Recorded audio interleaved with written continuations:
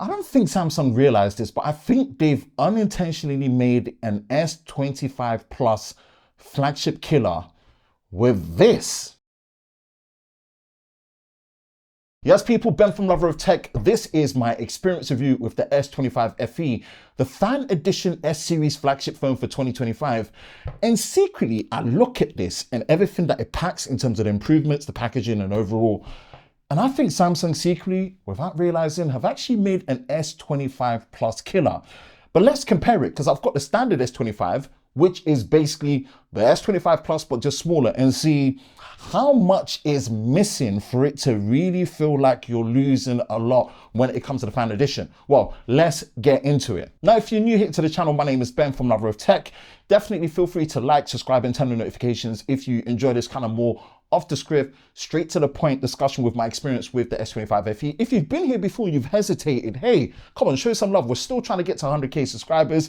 And of course, my loyal subscribers that have been here, seeing the notification pop up and coming to watch this video, I really appreciate you all. Now, what do I basically mean about this potentially being an S25 Plus killer? It is basically the same physical size. And so much of this replicates and really represents what we have in terms of the performance. But of course, let's start with the outside and work our way in, the design and build quality. And this is very, very Samsung Flagship X. It just really gives the kind of look that you see from the S25 Plus and the S25. And in fact, like I said, I've got the standard S25 here, which you can see really does resonate in terms of that similar design that you can see. The rings are much thinner here.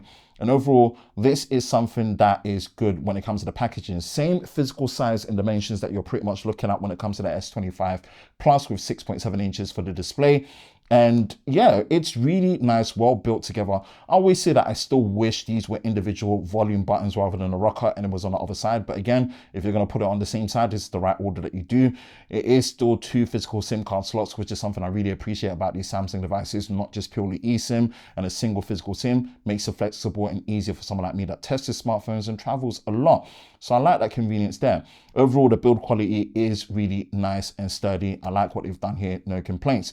Now, when we look at the display, this is where the difference comes in. So 6.7 inches, but it is just a 1080p display. And that is one advantage that you do get on the S25 Plus. It is a QHD 3120 by 1440p resolution display. This is just 1080p, but this is still a great dynamic AMOLED 2X display. 120 Hz adaptive, and of course it's got high brightness on there and you can put the screen timeout. Anyway, everything that you expect when it comes to the display experience is something that is here with the S25 FE. Of course, you can go into light and dark mode. You can't go wrong here when it comes to the display, but of course the S25 Plus does have a higher resolution 1440p, so maybe not killing it there. But again, remember the price point that you're working with here is £649. So take that into consideration. Now, when we go into the device care section and look at the specs and the performance, what I've got here is the 256GB model with 8GB of RAM, and this should be powered by the Exynos 2400. We're going to get more into the performance and the specifications of what we're working here, because this is where things are different compared to the S25 standard, because that is powered by the Snapdragon 8 Elite 4 Galaxy chipset. And of course, if we bring both of them up together and get into the Geekbench scores, we can pretty much see the difference right here.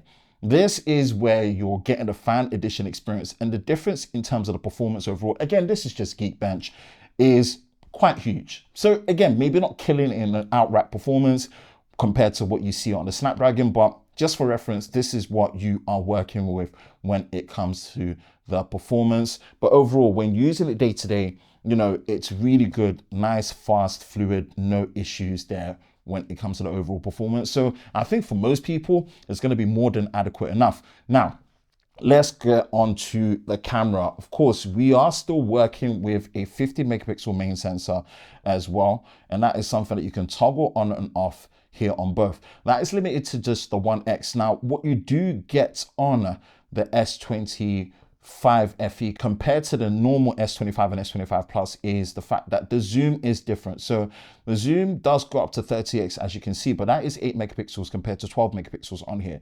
Now, what that basically means is when we go into the video, there is slight limitations in terms of what you can do in terms of the 4K 60 recording. You can see the 4K 60 recording is available on the 3X on the S25, whereas it's limited to just 4K 30 on the 3X on there, but you can go to the ultra wide as well. So that's just something to consider when you are in 4K 60. That doesn't go to the ultra wide on a fan edition. But what's impressive is you still get 8K 30 with no crop and great image stabilization.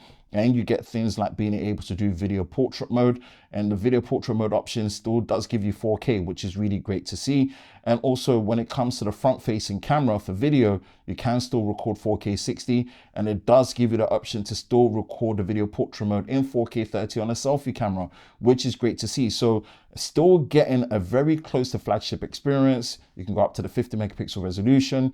And of course, you've got the portrait mode option as well, which does allow you to do it on the 1X, 2X, and the 3X natively. Samsung are really good at this. And of course, when you are recording video, if you are, let's just say, in 4K 60 or 4K 30 for the most flexible, you can switch between all the lenses at the back and flip to the front facing camera without stopping recording on the same clip, pause and continue recording.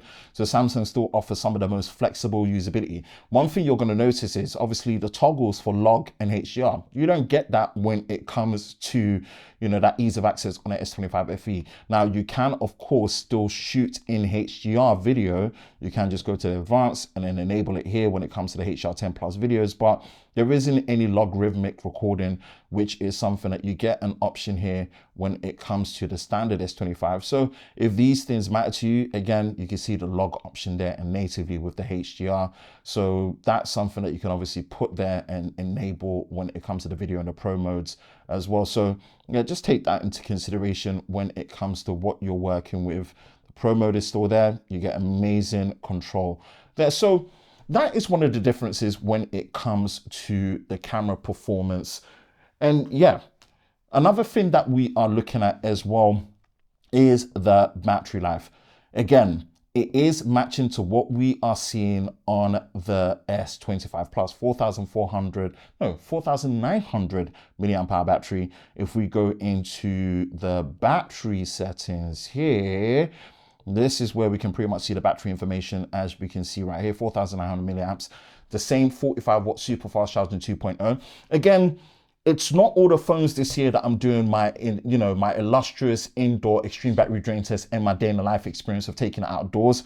But yeah, kind of guesstimating what we're working with here in terms of the battery cell, the efficiency of the S24, the Exynos 2400.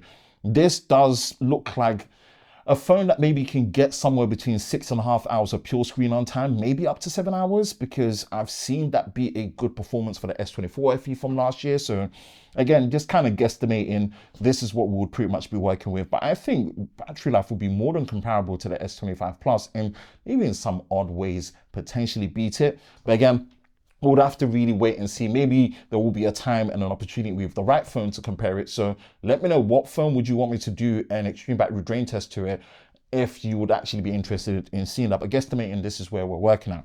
Software. This technically was actually the first phone out of the box to actually support One UI 8 with Android 16. When it comes to the S series flagship, now we know the Fold and the Flip 7 did come out with Android 16 with One UI 8 out of the gate.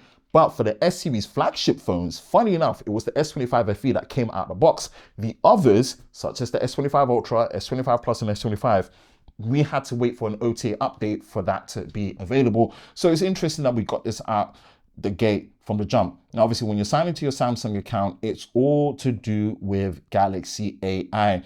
And yeah, Samsung actually had an event for us at the F1 arcade. And it was so interesting because, you know, we were able to showcase the video quality indoors of the S25 FE working in action. And again, I'm a big Formula One nerd. I love being on simulators and I get super competitive. And yeah, of course, I was in pole position, so I had to kind of brag about it a bit, see me celebrating in first place there.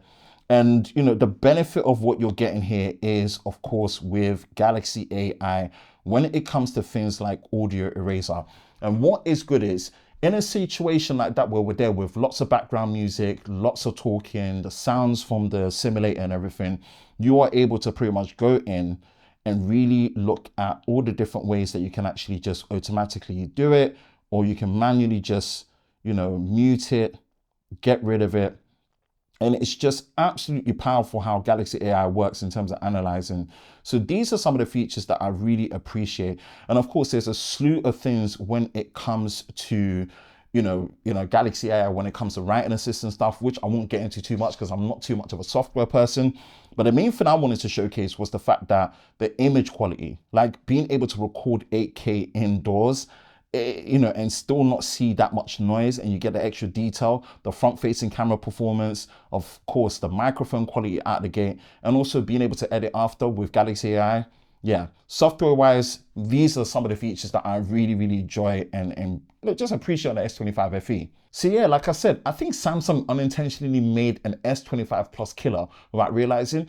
Don't get me wrong, there is a difference going up to the S25 Plus model, but they are physically the same size, same battery, same charging, comparable battery life, and the performance is not that different. Yes, there is a difference, as you've seen with the Geekbench scores and you've seen with the features with the camera, but actually the core crux of it when it comes to the flagship experience is really there, especially when it comes to the software with Galaxy AI to give you all the features that you need, and the camera quality. You're not limited to certain things like not being able to switch between the lenses, 4K 30, 4K 60, 8K 30, and you still have HDR video. Log is missing, yeah, fair enough.